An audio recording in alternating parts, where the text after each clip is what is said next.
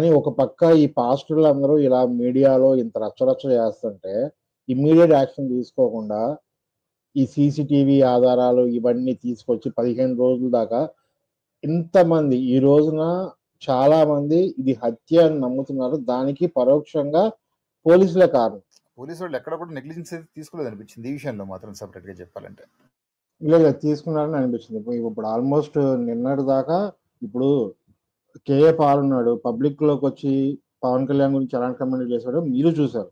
అలాంటి కమెంట్లు చేస్తున్నప్పుడు కొంతమంది రాధా మనోహర్ దాస్ గారి మీద, కరుణాకర్ సుగ్నా మీద, లలిత్ కుమార్ మీద ఓపెన్ గా అలాంటి స్టేట్మెంట్లు ఇస్తున్నప్పుడు వాళ్ళని ఖచ్చితంగా అరెస్ట్ చేయాలండి. ఆధారాలు లేకుండా ఎలా మాట్లాడతారు అనేది చేయలేదు. ఎక్కడ చేశారు? ఎవరిని చేయలేదు. అలా ఇంకొక అతను అజయ్ కదా వికేఆర్ తో అజయ్ బాబు, అతను తీసుకుని లోపల పడేశారు కదా ప్రస్తుతానికి.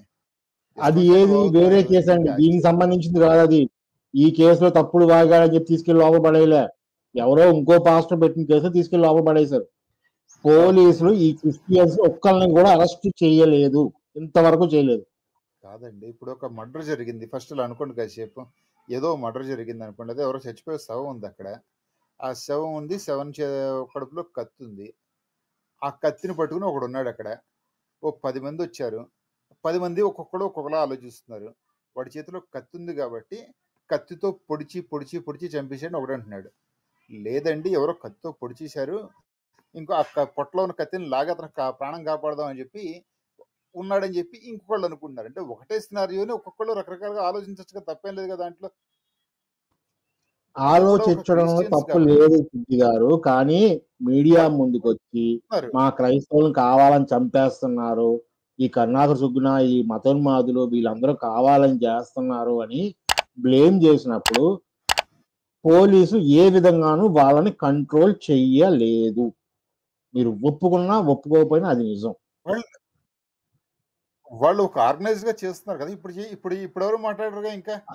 అదేనండి, ఇప్పుడు ఒకవేళ జరిగింది అక్కడ, ఇప్పుడు సీన్ రివర్స్ అయి ఉంటే, ఒక నిమిషం ఆగండి, ఒకవేళ సీన్ రివర్స్ అయి ఉంటే, ఐ మీన్ హిందువులు ఉన్న పొజిషన్ లో క్రైస్తవులు ఉన్న పొజిషన్ లో హిందువులు ఉంటే కనుక అలా మాట్లాడిన ప్రతి ఒక్కరిని తీసుకుని బొక్కలు వేసేవాళ్ళు హిందువులను అయితే. ఎందుకని క్రిస్టియన్స్ చేయడం ఆ పనికి పోలీసు ధైర్యం చాలట్లేదు? అలాంటి స్టేట్మెంట్ ఎవరైనా హిందూ ఇస్తే కనుక ఉంచుతారా, బయట తిరగనిస్తారా? రాయలసీమ గారు ఎందుకంటే మరి మన హైదరాబాద్ స్టేట్ లోకి రాకుండా ఎందుకు బ్యాన్ చేశారు కొన్నాళ్ళ పాటు?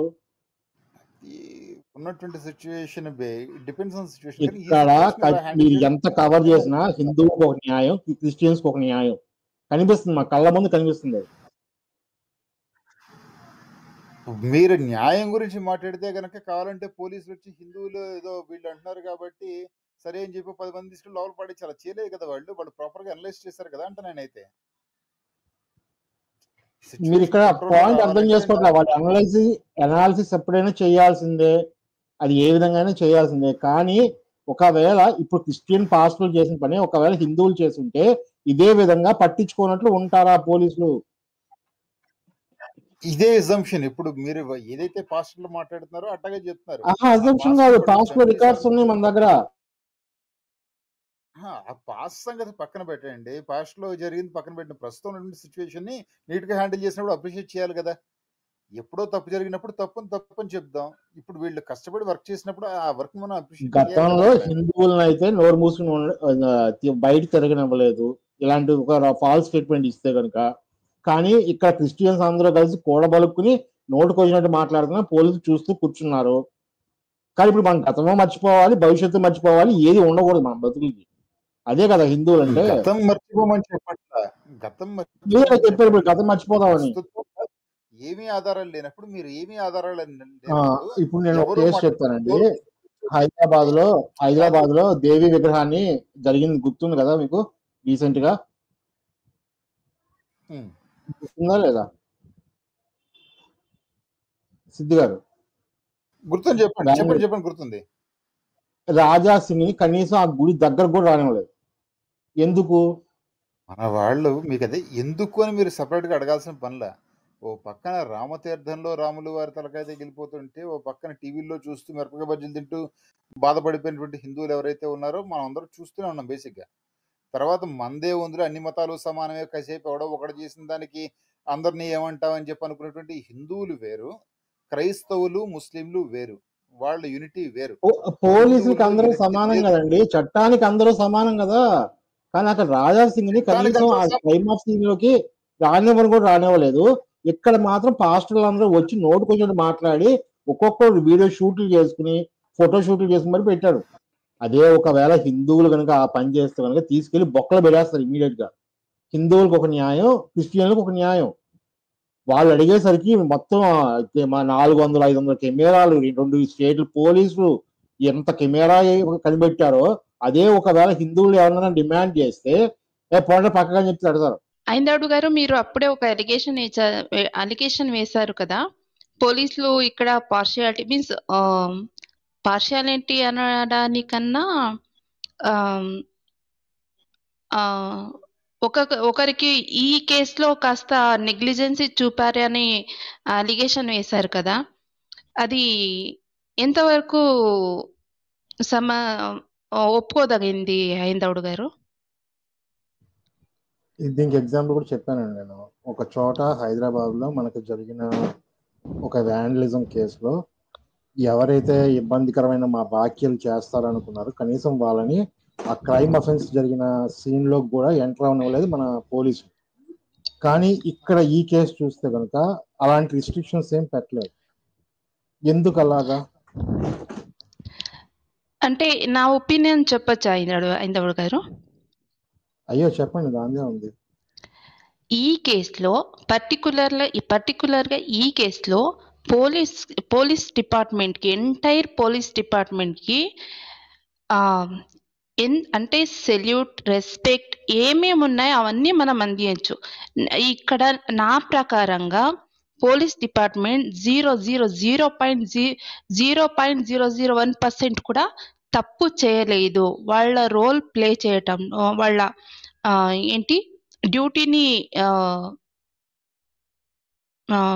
డ్యూటీ చేయటంలో.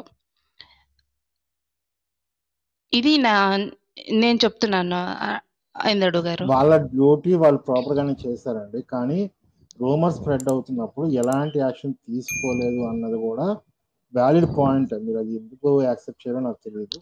సరే, ఎలాంటి యాక్షన్ తీసుకోవాలి మీరే చెప్పండి ఐందవుడు గారు. స్ప్రెడ్ అవునే కూడా ఆపాలండి. ఇప్పుడు చాలా రూల్స్ ఎలా ఆపాలి?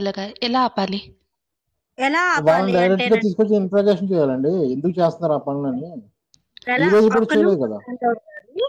ఎలా ఆపాలి అంటే బయటికి వచ్చి ఇలా జరుగుతుంది, ఇలా చేస్తున్నారు, ఇలా చేశారు, ఇలానే జరుగుతుంది అనే మాటల్ని కంట్రోల్ చేయాలండి. కంట్రోల్ చేశారా అండి? అదే ఎవరు మాట్లాడుతున్నారో తెలియదు. ఆరాధ్య గారు, ఎలా ఆపాలి చెబుతున్నాం కదండి. ఇప్పుడు మొన్న ఎక్కడికో వద్దండి, చిలుకూరి బాలాజీ గారు స్వామివారి దగ్గరికి గొడవ జరిగిందండి. ఎవరు వెళ్ళి ఎవరు ఎంతవరకు, ఎంత మనశ్శాంతి అంతే, దీన్ని ఎంతవరకు లాగారు, ఎంత నిదానంగా వెళ్ళింది, ఎంతవరకు సద్దుమణిగింది. కానీ ఇప్పుడు ఆ చిలుకూరి బాలాజీ గారి తిప్పి కొడితే 10 రోజులు కూడా 5 రోజులు కూడా సరిగ్గా లేదు, జరుగుతూనే ఉంది. ఇప్పటికీ ఉంది. కానీ ఎవరికి వాళ్ళు ఎంతవరకు ఉండాలి అంతవరకు వాళ్ళ ఆలోచనలు బట్టి ముందుకెళ్తున్నారు. ఇక్కడ అలా లేదుగా. ప్రతి ఒక్కళ్ళు ఏదో ఒక రకంగా బయటకు వచ్చి ఎవరో ఒకళ్ళు వీళ్ళు చేశారేమో డౌట్, వాళ్ళు చేశారేమో డౌట్, వీళ్ళ మీదే డౌట్. ఆ విజయవాడలో అక్కడి దాకా మనిషి బానే వచ్చాడు, ఇక్కడికి వచ్చాక ఏం జరిగింది, ఇలాంటి పుకార్లు పుట్టిస్తున్నప్పుడు ఒరే నువ్వు చూసావా, నువ్వు చూడకుండా ఎందుకు ఇలా మాట్లాడుతున్నావని వీడు పోలీసు వాళ్ళు కంట్రోల్ చేయలేదు కదండి. వాళ్ళు చేయలేకపోతారు కాబట్టి మనం ఇలా మాట్లాడుతున్నాము. ఆరాధ్య గారు, నేను ఏం చెప్తున్నానంటే, ఆరాధ్య గారు ఈ కేసుని, ఈ పర్టికులర్ కేసుని సారీ క్షమించండి భరణి గారు, ఈ పర్టికులర్ కేసుని మనం సపరేట్ గా చూడాలి, వేరే కేసెస్ తో కంపేర్ చేయకూడదు.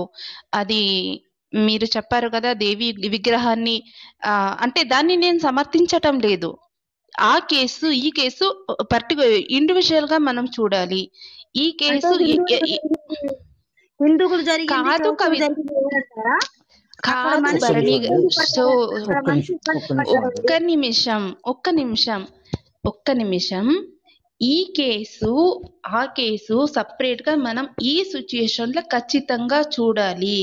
ఎండాకాలంలో మీన్స్ ఇప్పుడు నేను చెప్తున్నది మీకు కోపం తెప్పించవచ్చు, కానీ ప్రశాంతంగా ఆలోచించి చూడండి. ఈ కేసులో పోలీసులు ప్రవర్తించిన తీరు అలాగే ప్రవర్తించాలి. అలా కాకుండా వారు ఇంకొంచెం వేరేలా ఏమైనా ప్రవర్తించినా నిజంగా ఈ రోజుకి ఆంధ్రప్రదేశ్లో ఆ ఇన్సిడెంట్స్ ఎక్కడ ఐ థింక్ సో రాజమండ్రి అంటున్నారు. రాజమండ్రి నాకు తెలిసిన ఇన్ఫర్మేషన్ అంతవరకు రాజమండ్రి ఆంధ్రప్రదేశ్లో రాజమండ్రి చుట్టుపక్కలనే ఎక్కువ క్రిస్టియానిటీ స్ప్రెడ్ అయి ఉందని ఇన్ఫర్మేషన్ ఉంది. అది రైట్ రాంగ్ నాకు తెలియదు. సో ఇన్ఫర్మేషన్ ఎక్కడ మనకి అక్కడ ఎక్కువ క్రిస్టియానిటీ ఉన్నప్పుడు సడన్ గా వాళ్ళు ఒక ట్రాన్స్ లో ఉంటారు. ట్రాన్స్ లో ఉన్నప్పుడు సడన్ గా ఒక ఇన్ఫర్మేషన్ వచ్చేసింది, ఒక పాస్టర్ చనిపోయాడు. అది ఎలా కొన్ని అంటే చూస్తూను ఆ యాక్సిడెంట్ చూస్తూను అది కొన్ని డౌట్స్ కి అంటే మన ప్రైమరీ విజన్ కి అది కొన్ని డౌట్స్ క్రియేట్ చేస్తుంది. అలాంటప్పుడు ఇప్పుడు అక్కడ మాట్లాడుతున్న వాళ్ళని పోలీసులు తీసుకువెళ్ళి ఒక్క చెయ్యి ఊరికే మాట్లాడడానికి భుజం మీద చెయ్యి వేసిన సోషల్ మీడియాలో దాన్ని వాళ్ళకి కావాల్సినట్టుగా సర్క్యులేట్ అయిపోతుంది. ఒక్కసారి ఇది వాళ్ళకి కావాల్సినట్లు సర్క్యులేట్ చేసేస్తారు. ఇంకొకటి వీళ్ళందరినీ తీసుకుపోయి అన్నట్టు జైల్లో పడేస్తే నేను చెప్తున్నానని నేను చెప్తున్నానని కాదు, ఆలోచించండి. మణిపూర్ కింద ట్రిబల్ ఇక్కడ అఫెక్ట్ అవుతుంది. ఆ టైంలో ఇప్పుడు అంటే ఈ కేసుని ఇండివిజువల్ గా చూడండి, కంపేర్ చేయొద్దండి. ఈ కేసు వరకు కంపేర్ చేయకండి అని నేను అంటున్నాను.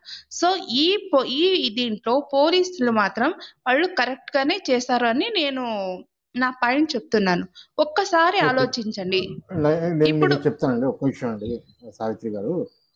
చెప్పండి. అంటే పోలీసులు చేసింది కరెక్టే అని చెప్పి వాదిస్తున్నారు. దానికి కారణం ఏంటంటే ఆంధ్రప్రదేశ్ లో ఒకసారి నేను చెప్పానండి, వాళ్ళు ఇన్వెస్టిగేషన్ ప్రొసీజర్ గురించి నేను కంప్లైంట్ చేయలేదు, సోషల్ డిసార్డర్ గురించి నేను మాట్లాడుతున్నాను. ఇప్పుడు ఒక పాస్టర్ మరణించాడు హత్య అని చెప్పి నమ్మిన మతోన్మాది ఎవడైనా సరే వాళ్ళు అక్కడ ఓపెన్ గా చెప్పిన పేర్లు చిన్నజీఆర్ గాని, పవన్ కళ్యాణ్ గాని, కరుణాకర్ గాని, రాధా మనోహర్ దాస్ గారు గాని, అమాలా ప్రసాద్ గారు గాని, వీళ్ళు ఎవరినన్నా మర్డర్ చేసి ఉంటే లేదా అటాక్ చేసి ఉంటాయి. ఈ కేసు ఒక కొలుపుకి వచ్చేదాకా వాళ్ళు ఎవరు బయట కూడా జరగలేదు. ఇక్కడ మీకు డిజార్డర్ అనేది కనిపించట్లేదు. వాళ్ళు ఇక్కడ సోషల్ గా అండర్స్ట్ క్రియేట్ చేశారు, అది మీకు కనిపించట్లేదు. మీరే చెప్పండి. వాళ్ళు పోలీసులు పని చేస్తున్నా వీళ్ళే పెద్ద ఇన్వెస్టిగేషన్ ఆఫీసర్స్ లాగా అలా జరిగి ఉంటుంది ఇలా జరిగి ఉంటుంది అంటుంటే ఆ పోలీసులు ఈగో ఎంత హర్ట్ అయి ఉంటుంది. కానీ అంత హర్ట్ అయి మీన్స్ ఈగో అంటే ఇన్ పాజిటివ్ వే. ఈగో అంటే వాళ్ళ రోల్ ని కించపరుస్తున్నా, అంత జరుగుతున్నా, వాళ్ళని అన్ని మాటలు అంటున్నా వాళ్ళు పడి అలా చేస్తున్నారంటే ఇంతకన్నా బెటర్ ఇంకేం చేయాలి ఆ టైంలో పోలీసులు? నా మాటలు మీకు కన్వే అయ్యాయా సిద్ధి గారు? అర్థమైందండి. మీరు అనేది ఏంటంటే వాళ్ళు బాగానే చేశారు అని అంటున్నారు. వాళ్ళ ప్రైమరీ డ్యూటీ సోషల్ ఆర్డర్ ని కంట్రోల్ చేయడం. కొంతమంది వ్యక్తులు వచ్చి కొంతమందిని వెనకేసుకొచ్చి సమాజాన్ని బెదిరిస్తున్నారు అన్నప్పుడు ఇంకా పోలీస్ వ్యవస్థ దేనికి మనకి? మీరు సునామీ ఎగ్జాంపుల్ చెప్పారు, సునామీ అందరిని ఒకేలా ఇంపాక్ట్ చేస్తుంది. కానీ ఇక్కడ జరిగిన కేసు ఏదైతే ఉందో హిందువులను ఒకలాగా క్రైస్తవులను ఒకలాగా ఇంపాక్ట్ చేసింది. అక్కడ ఈ రోజున క్రైస్తవ సమాజం ఎలా ఉందంటే ఆ రోజు జరిగిన అన్రెస్ట్ కారణంగా ఇప్పటికీ పోలీసులు పక్కా ఆధారాలతో చెప్పినా సరే సగానికి పైగా క్రైస్తవ సమాజం అది హత్య అని నమ్ముతుంది. దానికి కారణం కొంతమంది వ్యక్తులు చేసిన సోషల్ అన్రెస్ట్. ఒకవేళ వీళ్ళు ముందే కనుక వాళ్ళు అదుపు చేస్తే ఇది జరగదు. మీరు ఎంత సిద్ధి గారు మీరు ఎంతైనా కవర్ చేయొచ్చు, నేను కాదన్ను, కానీ జరిగింది అయితే ఖచ్చితంగా పోలీసుల యొక్క చేతకానితనం. హిందువుల విషయంలో చేయగలరు, ఎవరినైనా తీసుకుని లోపలేసేయగలను, కానీ వేరే మాత్రం అయితే కనుక వాళ్ళని కనీసం ముట్టుకోరు. మీరు క్రైస్తవులందరూ కూడా రెచ్చిపోయారు అని ఆలోచిస్తున్నారు కదా. నేనేం చూస్తున్నానంటే ఎన్నాళ్ళకి క్రైస్తవులు ఆలోచిస్తున్నారు అంటున్నాను నేను. ఒక వ్యక్తి చచ్చిపోతే ఆ చచ్చిపోయినటువంటి వ్యక్తి బండి మీద వచ్చినటువంటి వ్యక్తి ప్రవీణ్ పాస్టర్ కాదేమో, అది కాదేమో, ఇది కాదేమో అని చెప్పి ఇంత అలా ఆలోచించడం మొదలు పెట్టారు కదా.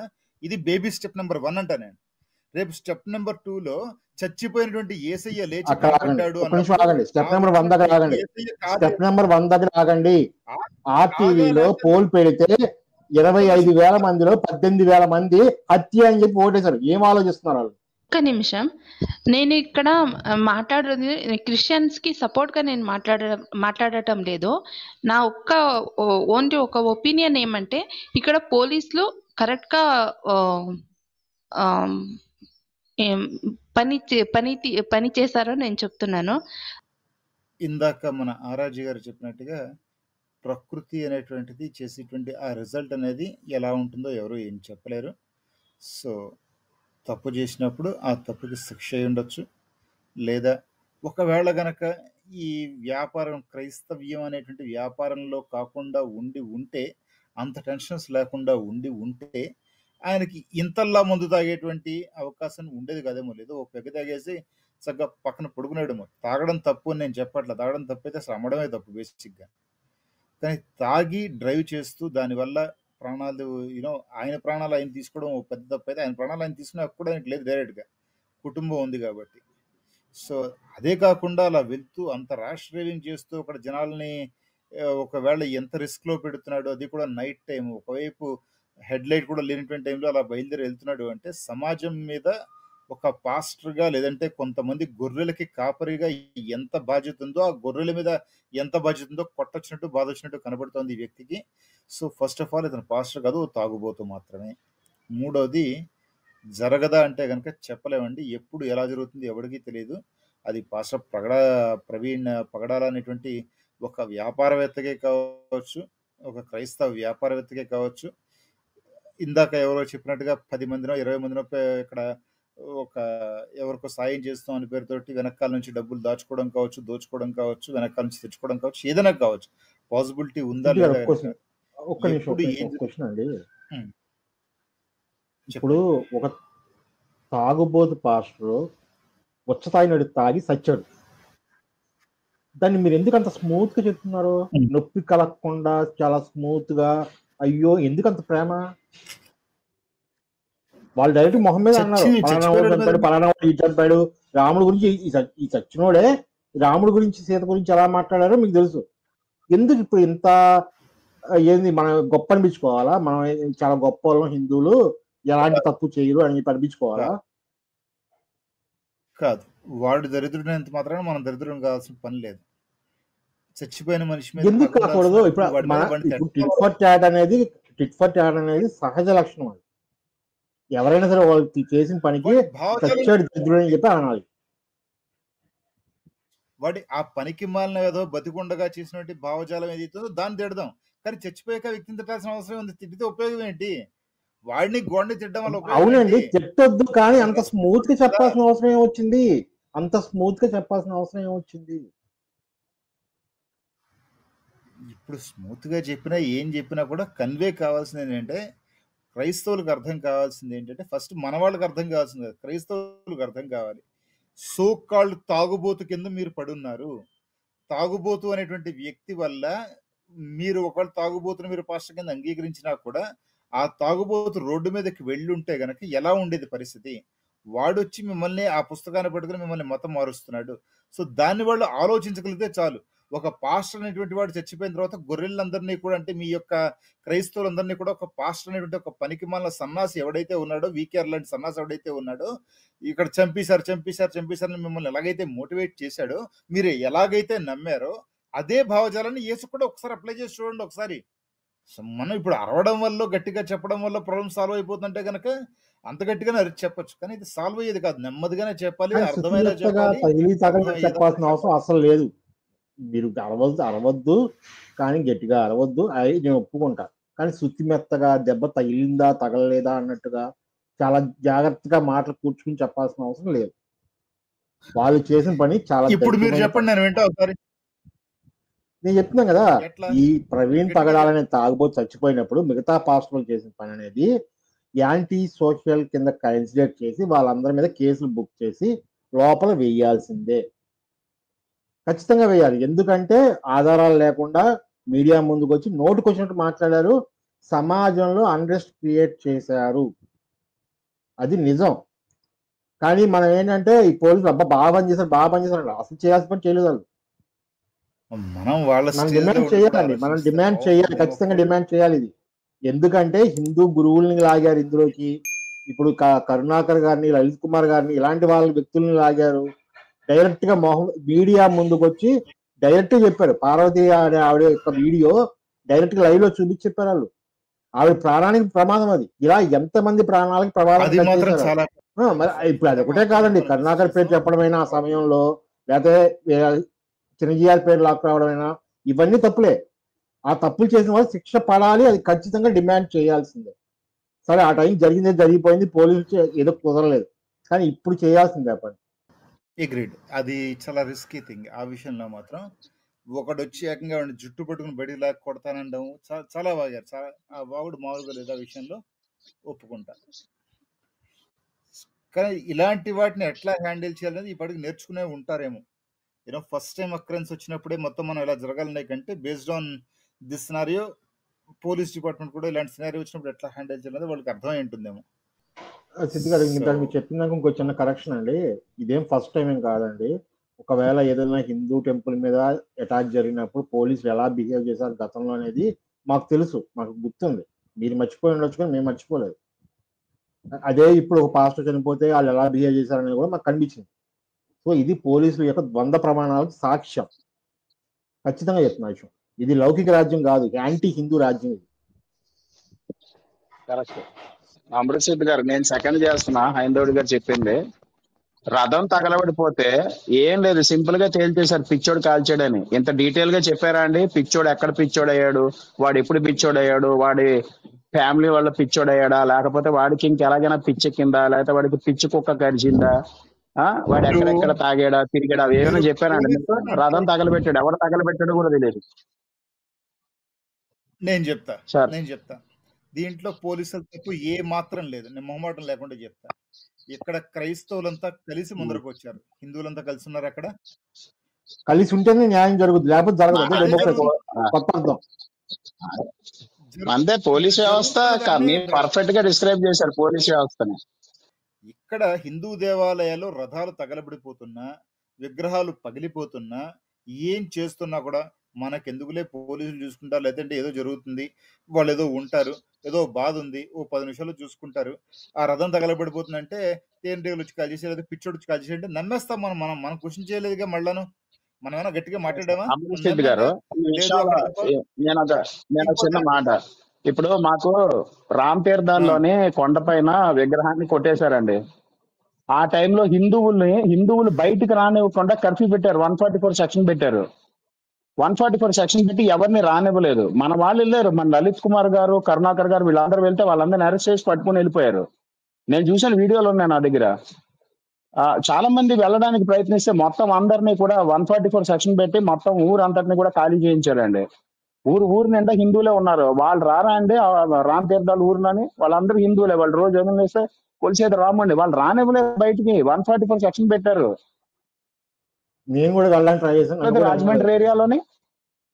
అందరు పనికి మాల అందరినీ రోడ్డు మీద తీసుకొని వచ్చి పెద్ద నాటకం ఆడించి, నా హైందవుడి గారు చెప్పినట్టు ఇది anti Hindu constitution, anti Hindu law, అన్ని యాంటీ హిందూ ఉన్నాయండి, మొహమాటమే లేదు. పోలీసులు హిందువులంటే పోలీసులకి చులకన. హిందూ వీపులు దొరికాయంటే విమానం మోత మోగిస్తారు. క్రిస్టియన్ వీపులు, ముస్లిం వీపులు దొరికితే వీపుకి సున్నం రాస్తారు, లేకపోతే గంధం రాస్తారు. గంధం రాసి నాకుతారు కూడా. ఇంకా ముందుకు వెళ్తున్నాను నేను. అది ఎందుకు చులకన చెప్పండి, మీరు చెప్పండి, ఆ విషయం చెప్పండి. ఫైనల్ గా క్లోజ్ చేద్దాం మనం. మీరు చులకన అనే పదం వాడుతున్నారు కదా, ఈ హిందువులు అంటే నేను ఇప్పుడు చులకన అని చెప్పి ఎందుకంటారంటే కనుక మనం ఎవరు కూడా కలిసి ఉండవండి, అందుకే చులకన. మనకి సంబంధం లేదు, మన ఇంట్లో కూర్చుంటాం మనకు సంబంధం లేకుండా. ఏం జరిగినా కూడా ఇంకోటి చూసుకుంటాడులే, వాడు చూసుకుంటాడులే, వీడు చూసుకుంటాడని చెప్పి మనం నోరు మూసి కూర్చుంటాం. అందుకోసం చులకన. ఎందుకోసం చులకన కాదు, కలిసి ఉంటేనే న్యాయం జరుగుద్దని రాజ్యాంగంలో ఉందా? కలిసి ఉండాల్సిందని ఖచ్చితంగా. పోలీసుల దృష్టిలో, రాజ్యాంగ దృష్టిలో అందరూ సమానం కాదా? అయిందా? ప్రశ్న అయిందా మీది? అయ్యింది. మీ ప్రశ్న అయిందా? ఒక మర్డర్ జరిగిందండి. అయ్యింది. మర్డర్ జరిగిన తర్వాత అరే మీరు వినాలి. ఒక మర్డర్ జరిగింది అనుకోండి, అక్కడికి వచ్చి 1,00,000 మంది రావడం వేరు, ఎవడు రాకుండా వాళ్ళ పని వాళ్ళు చేసుకోవడం వేరు. ఎవరు రాకుండా ఉన్నప్పుడు వాళ్ళ పని వాళ్ళు చేసుకునే అవకాశం ఉన్నప్పుడు వాళ్ళ పని వాళ్ళు చేసుకుంటారు. ఓ 1,00,000 మంది చేశారా వచ్చారంటే మరి? ముందు వాళ్ళని కంట్రోల్ చేశారా మరి? వాళ్ళ పని వాళ్ళు చేశారా? చెప్పే మాట వినాలి సార్. వాళ్ళని కంట్రోల్ చేసేటువంటి విధానంలో ఒకవేళ గనక ఏ మాత్రం పొరపాటు జరిగినా కూడా అది ఇంకొక దానికి దారితీస్తుంది అక్కడ. దాన్ని వాళ్ళు అలా హ్యాండిల్ చేశారు. హిందువులు అనుకోండి, అదే ఒకటి చచ్చిపోయాడు అనుకోండి, నోరు ముసుగు పడి ఉంటాం, మనం వెళ్ళాం అక్కడికి. అన్ని 1,00,000 మంది మనం వెళ్ళాం, అన్ని 1,000 మంది మనం వెళ్ళాం, మనకు సంబంధం లే. పోలీసులు వాళ్ళ పని వాళ్ళు చేసుకుంటారు. అందుకోసం అంటే చూడకండి అంతే. మనం కూడా వెళ్ళి చూద్దాం ఏమవుతుంది. ఒకటి జరిగింది అనుకోండి, అలాంటి సిచ్యువేషన్ లో కొన్ని 1,00,000 మంది వెళ్ళారు అనుకోండి, సేమ్ అదే సిచ్యువేషన్ వచ్చి మరి వచ్చిన వాళ్ళందరినీ అరెస్ట్ చేసి ఎవరిని రానియకుండా చేయడం తప్పు కాదు. బారికేడ్ పెద్ద పెద్ద బారికేడ్ రామతీర్థం చుట్టూ ఆ రోజున పెద్ద పెద్ద బారికేడ్లు పెట్టి పోలీసులు పహారా కాశారు ఎవరిని రానియకుండా. ఇక్కడ వీళ్ళు కలవట్లేదు అని చెప్పడం తప్పండి. ఒక్క నిమిషం సిద్ధి గారు, వీళ్ళు అడగట్లేదు కలవట్లేదు అని చెప్పడం తప్పు. వీళ్ళని కలవనివ్వట్లేదు అడగనివ్వట్లేదు, అది కరెక్ట్ పదాలు. ఇక్కడ ఆ రోజున రామతీర్థం జరిగినప్పుడు రాష్ట్రం తగలబడాల్సింది, కానీ ఆ తగలబడకుండా సక్సెస్ఫుల్ గా పోలీసులు కంట్రోల్ చేశారు. నేను అప్రిషియేట్ చేస్తాను ఆ విషయాన్ని. కానీ అదే ప్రవీణ్ చచ్చిపోయినప్పుడు, ఒక తాగుబోతు పాస్టర్ చచ్చిపోయినప్పుడు, వాళ్ళకు ఉదయాన్నే క్రైమ్ సీన్కి వెళ్ళిన వెంటనే వాళ్ళకి అర్థమైనా సరే తాగుబోతు చచ్చాడని చెప్పేసి ఆ విషయాన్ని బయట పెట్టకుండా 15 రోజుల పాటు ఈ రోజు వరకు సాగదీసుకుంటా వచ్చి ఈ పాస్టర్ నోటుకొచ్చి మాట్లాడుతున్నా చెప్పేదండి. పాస్టర్ నోటుకొచ్చి మాట్లాడి సోషల్ అన్రెస్ట్ క్రియేట్ చేస్తున్నా నోటు మూసి కూర్చున్న పోలీస్ యంత్రాంగం చాలా పెద్ద తప్పు చేసింది, నో డౌట్. అందులో చచ్చిపోయింది పాస్టర్ ప్రవీణ్ పగడాలనే వాళ్ళకి తెలియదు. ఆ పగడాలనేటువంటి వ్యక్తి నోటికి వచ్చినట్టు ఇలా కోతలు కూర్చుంటే తాగుబోతునే వాళ్ళకి తెలియదు. అది వాళ్ళ ఉద్దేశంలో ఒక శవం మాత్రమే. జనాలందరూ వచ్చినప్పుడు ఇదేదో రప్చర్ అయ్యేటువంటి కేసు తప్ప వాళ్ళకి అంతవరకు అది ఒక నార్మల్ శవం మాత్రమే, ఒక తాగుబోతు శవం మాత్రమే అంతవరకు వాళ్ళకి. అవునండి, తాగుబోతు శవమే. వాళ్ళు సీన్ ఆఫ్ అఫెన్స్ రాగానే వాళ్ళకి అర్థమయ్యింది. సీన్ ఆఫ్ అఫెన్స్ రాగానే నాకు అర్థమైంది డ్రంక్ అండ్ డ్రైవ్ చేసిదని. అయినా సరే వాళ్ళు ఎంత సాగనిచ్చారు. ఎందుకు సాగనిచ్చారు? ఎందుకని ఆ రోజు రామతీర్థం కంట్రోల్ చేసినట్టు వాళ్ళు ఎందుకు కంట్రోల్ చేయలేదు? సో ఇప్పుడు హిందువులకు ఒక న్యాయం, క్రైస్తవులకు ఒక న్యాయమా? ఎంత దారుణంగా అంటే పోస్ట్ మార్టం జరిగే చోటకి ఒక పాస్టర్ వెళ్ళి నేను నన్ను లోపలికి రానివ్వట్లేదు చెప్పేసి పోలీసులు గొడవ పడ్డాడు. అంత చేతకన వల్ల పోలీసులు పోస్ట్ మార్టం రూమ్ లోకి పాస్టర్ వెళ్తాడా? ఎవరు మారినా సరే అండి, పోస్ట్ మార్టం రిపోర్ట్ చేసే గదిలోకి బయట వాళ్ళని ఎలా రానిస్తారు? ఫ్యామిలీ మెంబర్స్ వరకు ఓకే, ఎవడో థర్డ్ పార్టీ పర్సన్ వచ్చేసి నేను లోపలికి వెళ్ళాలి, నన్ను వెళ్ళనివ్వండి, నేను చూడాలని చెప్పని డిమాండ్ చేస్తున్నాడు. కాళ్ళు చేతి కూడా మౌనం కూర్చోబెట్టాలి వాళ్ళని. ఈ కేసులో పోలీసు వాళ్ళు క్రిస్టియన్స్ కి ఫేవర్ గా చాలా బెస్ట్ గా చేశారు, హిందూస్ కి ఎగైనెస్ట్ గా చేశారు. మీరు ఎందుకో కానీ ఈ విషయంలో పోలీసులు చేసిన పని నేను ఆల్రెడీ ఎక్స్ప్లెయిన్ చేశాను. కేసు రామతీర్థంలో ఎలా చేశారు, అలాగే ఈ అంతర్వేదిలో ఏం చేశారు రథం కాలిపోయినప్పుడు, కానీ ఈ కేసులో ఏం చేశారు అది మీరు డిఫరెన్సెస్ కంపేర్ చేయాలండి, ఖచ్చితంగా చేయాలి.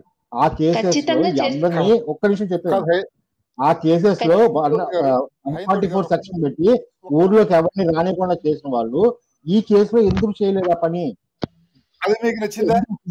ఎందుకు అంత జాలి? నేను చెప్పాను కదా, నేను అప్రిషియేట్ చేశాను ఆ విషయంలో. ఎందుకంటే ఆ రోజు రాష్ట్రం తగలబడిపోవాల్సింది, తగలబడకుండా ఆపారు పోలీసులు, కానీ ఈ రోజు చేయలేదు ఆ పని. ఒక తాగుబోతు సస్తి చేయలేదు ఆ పని. అదే హైందవ గారు చెప్తున్నది. అంటే ఇప్పుడు రాముణ్ణి ఏమన్నా అంటే ఇది కమ్యూనల్ వైలెన్స్ అవుతుందని అది మనకు మొదటి నుంచే తెలుసు. అందరికీ పోలీసులు జాగ్రత్త పడ్డారు. కానీ ఇక్కడ వాళ్ళకి ఆ ఫోను ఆన్ చేసి మాట్లాడే వరకు తెలియదు ఇతను ఎవరని. అప్పుడే సిద్ధి గారు చెప్పినట్టు తెలిసినా ఇతను పాస్టర్ అని తెలియదు. ఆ రోజు మధ్యాహ్నం దగ్గర నుంచి విషయం సీరియస్ అన్న విషయం పోలీసులకు కూడా తెలుసు, కానీ కంట్రోల్ చేయడానికి ఏ మాత్రం ట్రై చేయలేదు. అంబులెన్స్ కి ఎలా అడ్డం పడ్డారో తాళ్లు కట్టి అంబులెన్స్ తీసుకెళ్లాల్సి వచ్చింది పోలీసులు. అదే హైందవుడు గారు చెప్తున్నది. అంత లోపలికి అంత జనం గ్యాదర్ అయ్యిందారంటే చూడండి, మనం అరగంటలో గ్యాదర్ అవ్వకుండా చేయాలి కదా. మరి ఇక్కడ చేశారు కదా, ఎంత పోలీస్ ఫోర్స్ ఉంది చేసినప్పుడు అక్కడ ఎందుకు చేయలేదు? అరే వాళ్ళ స్ట్రెంత్ ఏంటి అని పోలీసులకి ఆన్ ది టైం ఎలా తెలుస్తుంది? సావిత్రి గారు, మీరు సింపుల్ గా ఏంటంటే పోలీసులకు తెలియదు అని చెప్పేసి వాళ్ళని వెనకేసుకొచ్చే ప్రయత్నం చేస్తున్నారు. ఆ రోజు మధ్యాహ్నం అక్కడ చేరిన జనాలను చూసే వాళ్ళకి విషయం సీరియస్నెస్ అర్థమైంది. వాళ్ళు ఇంప్లిమెంట్ చేయాలి అనుకుంటే 144 సెక్షన్ ఇంప్లిమెంట్ చేయడం పెద్ద కష్టం అయితే కాదు. పోనీ ఆ రోజు వదిలేసిన ఆ తర్వాత నుంచి సోషల్ మీడియాలో ఎంత దారుణమైన మాటలు మాట్లాడుతున్నారో, ఈ టీవీ ముందుకు వచ్చి పబ్లిక్ మీడియాలో ఎలాంటి వ్యాఖ్యలు చేస్తున్నారో అందరికీ తెలుసు. అప్పుడు కూడా పోలీసులు కంట్రోల్ చేయాలి అని అనుకోలేదు. వాళ్ళు రిపోర్ట్స్ హైందవుడు ఇది ఎలా హైంద ఉందంటేనండి, సరిలే పెద్ద దెబ్బ కాదు చిన్న దెబ్బ కొట్టారు సరిపెట్టుకుందాం అన్నట్లుగా ఉందే తప్ప వాళ్ళకొక న్యాయం మనకొక న్యాయం అన్న విషయాన్ని ఎవరు గుర్తించట్లేదు. ఏ రామదేవం చుట్టుపక్కల కెమెరాలు లేవా? సీసీటీవీ కెమెరాలు అంతర్వేది అయ్యో రథం చుట్టూ సీసీటీవీ మీ కెమెరాలు లేవా? సారీ హైందవుడు గారు, మిమ్మల్ని ఈ విషయంలో ఇంకా కన్విన్స్ చేయలేను. నన్ను మీరు చేయలేదండి, ఆ డిక్టేట్ విషయంలో చేయలేదు. నాకు ఒక ఒపీనియన్ ఉంది, పోలీసులు చేసిన ఓకే ఓకే ముమ్మాటికి తప్పే.